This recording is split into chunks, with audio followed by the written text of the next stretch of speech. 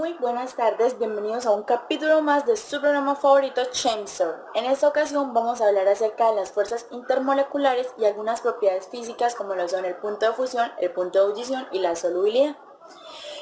Para empezar, el estado del gas es un estado en el que las moléculas adoptan la forma y el volumen del recipiente que las contenga.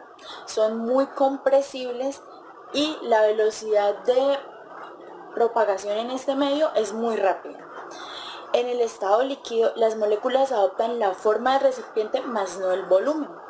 La velocidad con la que se propagan en un estado líquido ya es mucho más lenta que la velocidad con la que se propaga un gas. Y los líquidos son muy poco compresibles, podría decirse casi que ni compresibles. Por el contrario, tenemos el estado sólido, en el que las moléculas se encuentran muy juntas entre ellas, no adoptan ninguna forma ni ningún volumen, ya que los sólidos tienen una forma y un volumen totalmente definidos, no son compresibles y la velocidad de propagación en este estado es extremadamente lenta. Pero bueno, para entender un poco más sobre fuerzas intermoleculares y las propiedades y características, tenemos la presencia de dos expertos que nos van a hablar sobre esto, quienes son Dr. John Miranda y la docente Cristina Navarro. Vamos con el Dr. John para que nos dé las definiciones y los conceptos que necesitamos. Adelante. Un saludo, Paola. Pues bien, hablando de las fuerzas intermoleculares, podemos decir que estas son más débiles que los enlaces iónicos y covalentes. Es por eso que se gasta mucha menos energía hervir un líquido o fundir un sólido que romper las mismas moléculas de los enlaces covalentes. De las propiedades de los líquidos se van a ver reflejados en la intensidad de las fuerzas intermoleculares. Por ejemplo, el punto de ebullición. Entre más sean atraídas las moléculas, mayor va a ser su punto de ebullición, su temperatura. Al igual pasa con los sólidos en el punto de fusión. Entre mayor sea la atracción, mayor va a ser su punto de fusión. Existen tres tipos de atracciones intermoleculares en moléculas neutras.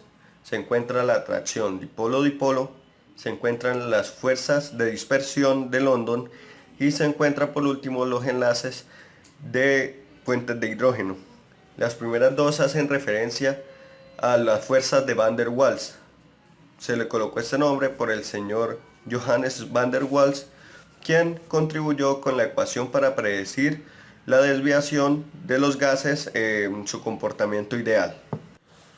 Otro tipo de atracción son las fuerzas ion-dipolo. Estas son muy importantes en las disoluciones.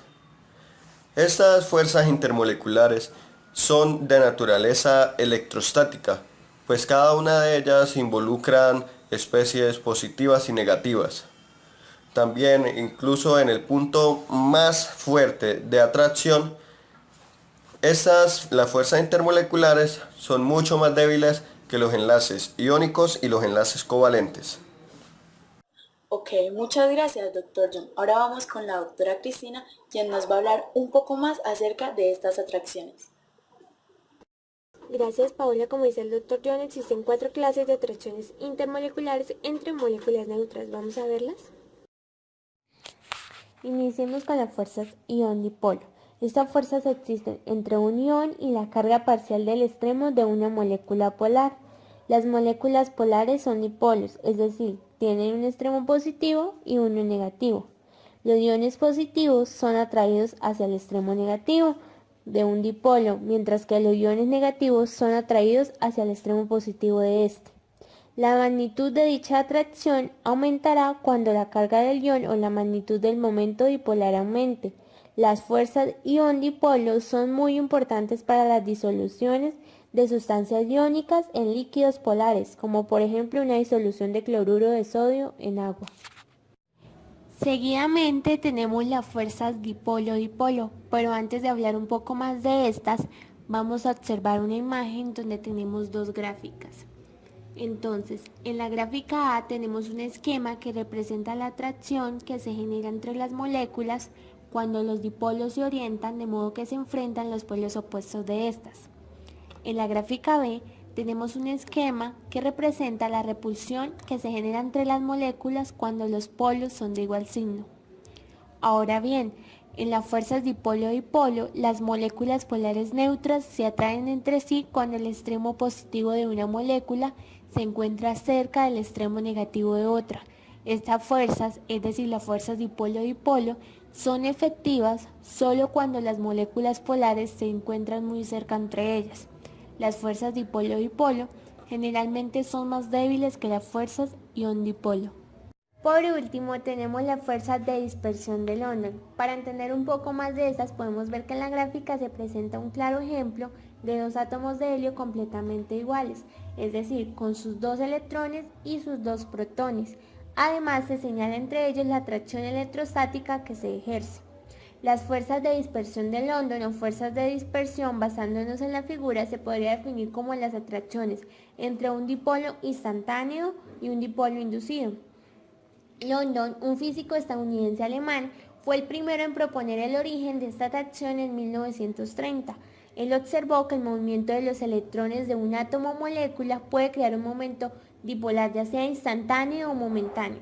Estos movimientos de los electrones de un átomo influyen en los movimientos de electrones de sus átomos cercanos. El dipolo temporal de un átomo puede inducir un dipolo temporal similar en un átomo adyacente o vecino, ocasionando que los átomos sean atraídos entre sí.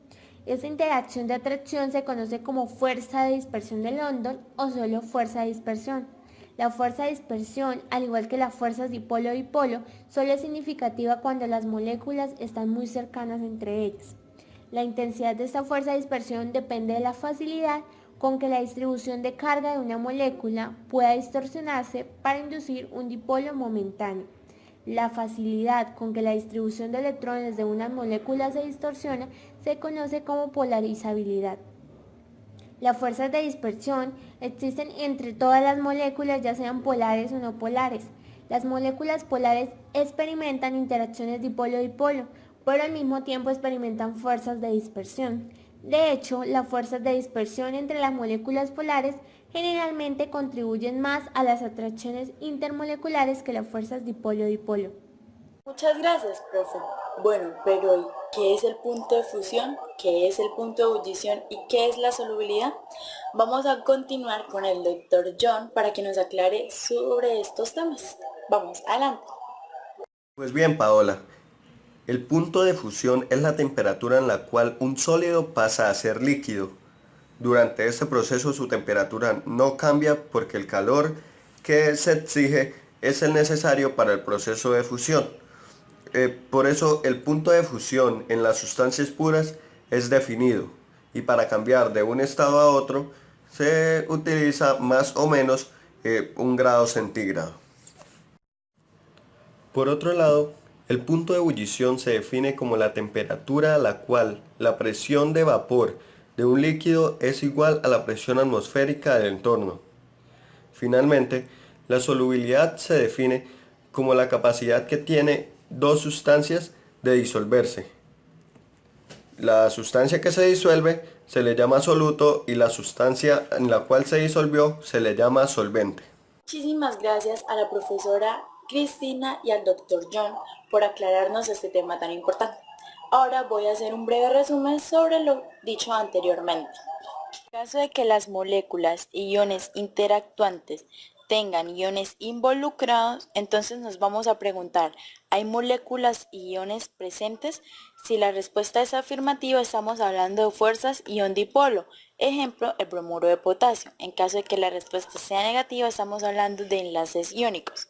Pero, ¿y si no hay iones involucrados? Entonces vamos a preguntarnos, ¿hay moléculas polares involucradas? En caso de que la respuesta sea afirmativa, estamos hablando de si hay átomos de hidrógeno enlazados con átomos de nitrógeno, oxígeno o flúor. En caso de esto ser cierto, de que lo puedas notar, entonces estamos hablando de enlaces por puentes de hidrógeno, pero en caso de que no ocurra esto, estamos hablando de fuerzas dipolo-dipolo. Pero si no hay moléculas polares involucradas, estamos hablando solo fuerzas de dispersión dipolos inducidas. Estas fuerzas, las fuerzas de dispersión dipolo inducidas y las fuerzas dipolo-dipolo son las conocidas fuerzas de Van der Waals. Muchísimas gracias por su atención y los espero en el próximo capítulo de su programa favorito, Chemistry. Bye bye.